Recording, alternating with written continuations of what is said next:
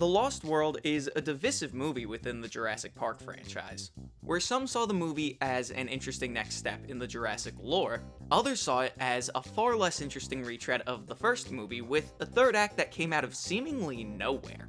Well, what if I told you that not only was there set to be a companion television series to the Lost World film, but that in a move which likely would have been as divisive as the movie itself, the series was set to introduce extreme, borderline grotesque, hybrid dinosaurs to the Jurassic Park series?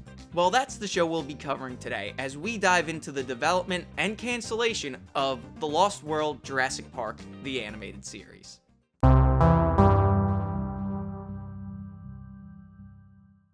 The year was 1994, and Steven Spielberg found himself in the throes of a new endeavor. He and a few other entertainment legends founded a new movie studio called Dreamworks. A few months into this new operation, a new division of the company was created with the intent to branch into TV, aptly named Dreamworks Television. Meanwhile, the author of the Jurassic Park novel, Michael Crichton, was deep in the development of its sequel, titled The Lost World.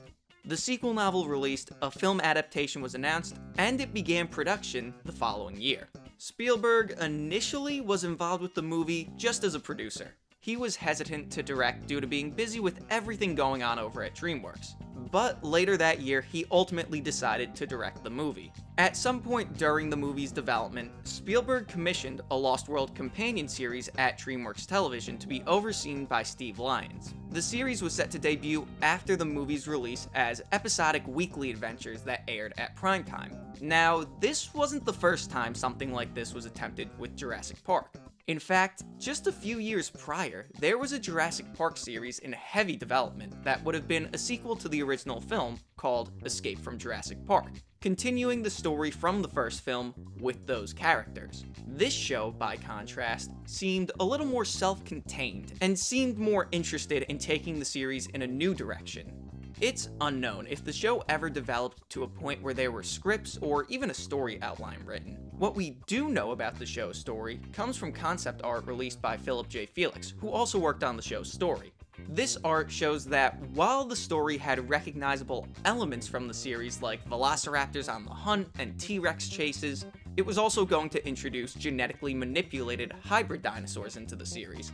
Some of these creatures included the Doomsday Rex, a two-headed creature with 4 arms that towered tall over a T-Rex, and a possibly related, more grotesque mutant slug tentacle dinosaur with 3 T-Rex heads, which I've affectionately started calling the S-Rex. In introducing the concept of these hybrid dinosaurs, this show was very forward-thinking. Now, it wasn't the first time hybrid dinosaurs were a part of the series. That was in Jurassic Park comic books that came after the first film. Though, since this series and its story was officially sanctioned by Spielberg, it seemed like this was going to become a mainstay idea of the franchise for years to come, way before the Jurassic World movies, as opposed to being a plot point of an offshoot comic book that Spielberg wasn't intimately involved with.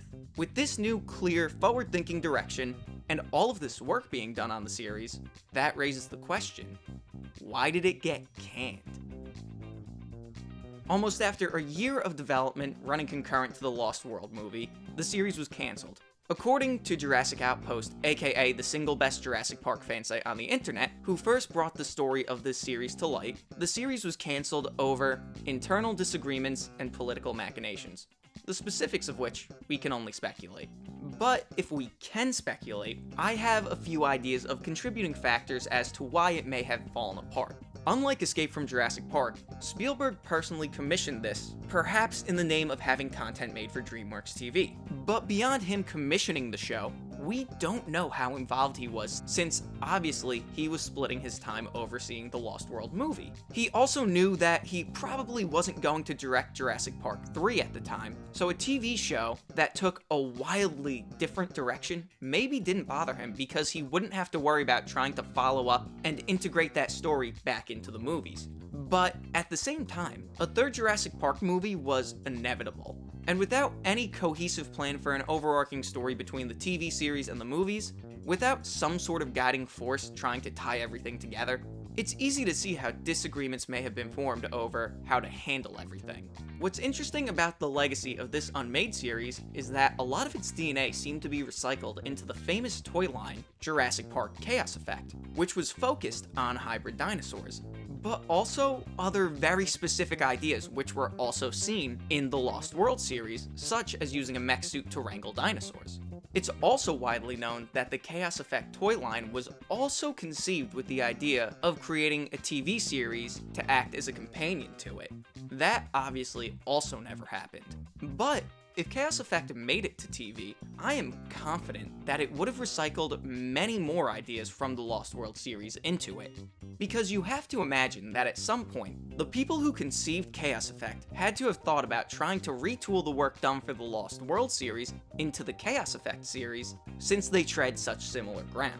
In the end, I'm split as to whether the Lost World show would have been a good call. On one hand, it would have been neat to see hybrids on screen this early into the Jurassic Park lore. But on the other hand, if this show was released and the idea of hybrids wasn't touched on in Jurassic Park 3, I feel like the very idea then of introducing hybrids in the first place would have been a wasted opportunity. But that's the story of The Lost World Jurassic Park, the animated series, and the end of yet another episode of Canned Goods. So until next time, thank you so much for watching, be good to each other, and stay Hemis.